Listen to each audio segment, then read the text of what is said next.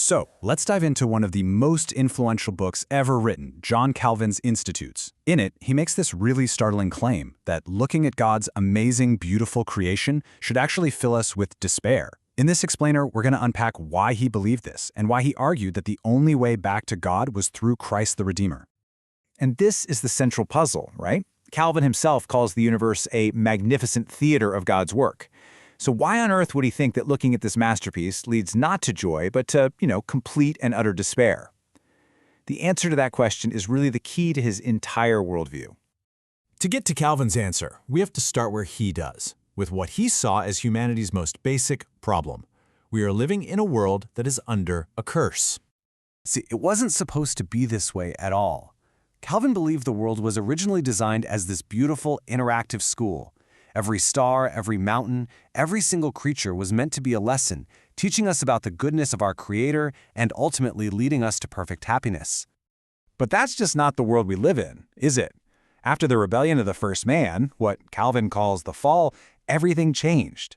And he argues that now, no matter where we look, we don't see a loving Father. Instead, what we see are reflections of God's curse, a curse that has kind of wrapped itself around creation because of our own fault. And look, this isn't just some problem out there. Calvin really drives the point home with this powerful quote. He says the despair attacks us from two sides. We see the curse in the world around us, and then our own conscience confirms our guilt from the inside, basically telling us that God has every single right to disown us. I mean, that is a bleak picture. Okay, so creation seems cursed, and our own conscience condemns us. But what about our own brains, right? Can't we just use our reason, our wisdom to figure things out and find God anyway? Well, Calvin's answer to that is a hard no. Calvin uses this incredible metaphor. The universe is a magnificent theater, just filled with miracles and wonders. We have front row seats to the greatest show you could possibly imagine. And yet, here's the kicker. He argues we have completely failed to get to know the director.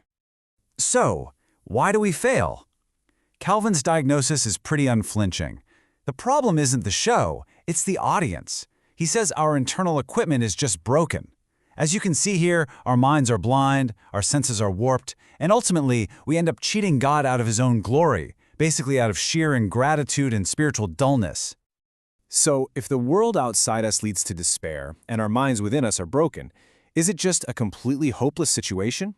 Well, this brings us to the great turning point in Calvin's whole argument, what he calls the one and only door to salvation. And that door is a figure Calvin calls the mediator. Think of it this way. The mediator is someone who can stand in that huge, impossible gap between a perfect, holy God and a sinful, broken humanity. This mediator is the only one who can make reconciliation, and because of that, true knowledge of God even possible. And Calvin, he doesn't just pull this out of thin air. He builds his entire case from Scripture, pointing directly to Christ's own words. This statement from the Gospel of John is absolutely crucial for him. It means it's not enough to just have a generic belief in God. Faith has to be specifically aimed at Christ, the mediator, for it to work. For Calvin, this means there's no middle ground. There is no plan B. Any attempt to build our own little bridge to God is pointless. It only leads to what he calls a fleeting knowledge, not a real saving one. Without Christ, the mediator, there is simply no hope of grace.